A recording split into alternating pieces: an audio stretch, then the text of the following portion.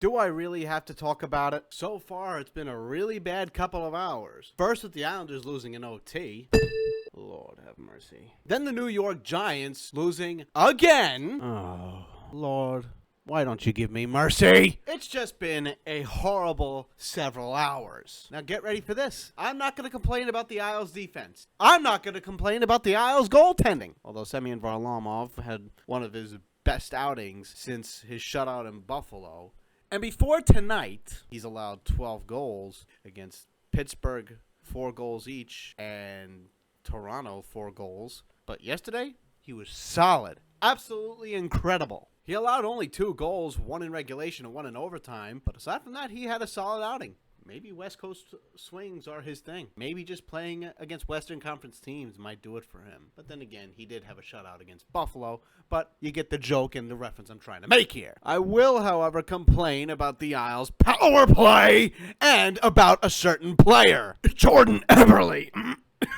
6 power plays for the Islanders. 6. Not 7. 6. And you know what that means? It means you're, supposed to score or at least get chances. Half of the Islanders' power plays were awful. Mostly just passing. Some had shots, some had open lanes, but they didn't even bother to shoot on some of them. They just kept passing and passing and passing and passing and passing and passing and passing. And that was for the first 3 power plays. The other 3 power plays were actually somewhat decent. They were actually getting chances on the last 3 power plays. They looked legit. They were shooting the puck. They looked like they gave a damn. Did they score on the power plays? Absolutely not. 6 power plays, and they couldn't buy 1 goal. They made Martin Jones, the Sharks goaltender, who was having a miserable year to begin with, they made him look like his 2015-16 self when the Sharks went to the Stanley Cup. The Islanders' defense was really good. The Sharks pressed, the Islanders pressed. Both teams put pressure on each other. They were really good this game. For the Sharks and for the Islanders, both were really good. And also, if I'm to go to my other gripe, which is Jordan Eberle, the man has been virtually a ghost. He was a ghost last year on the Islanders, but came alive in the postseason. And this season, so far, he's still a ghost. I honestly don't know why he's still on the top pairing. Maybe it's time for a temporary short-term demotion from the top line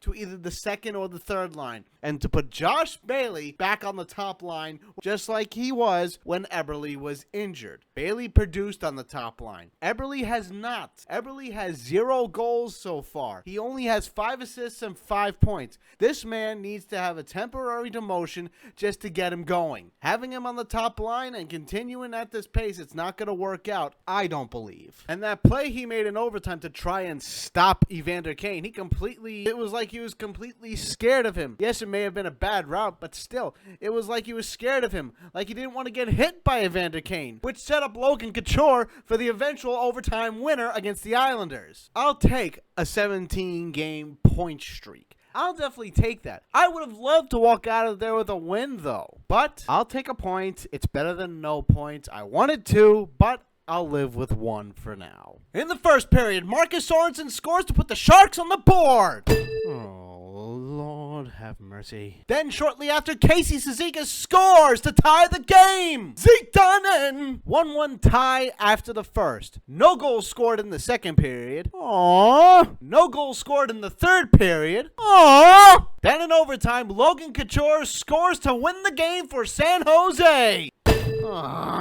Sharks win 2-1 in overtime. The Islanders at least get a point, extend their point streak to 17 games, and, well, I guess it's time for a drink. You can never cut me some slack, can you?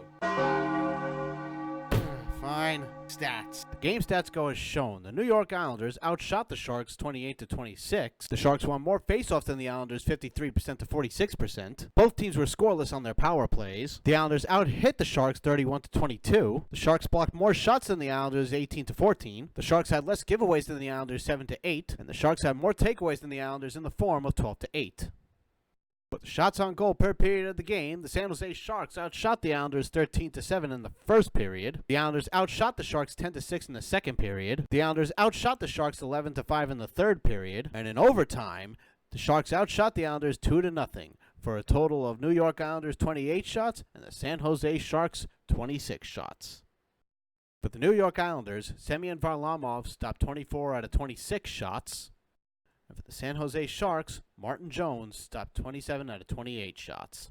So there you have it. That's the recap. And I really don't feel like talking anymore. I'm already too disappointed about this loss and the earlier Giants loss.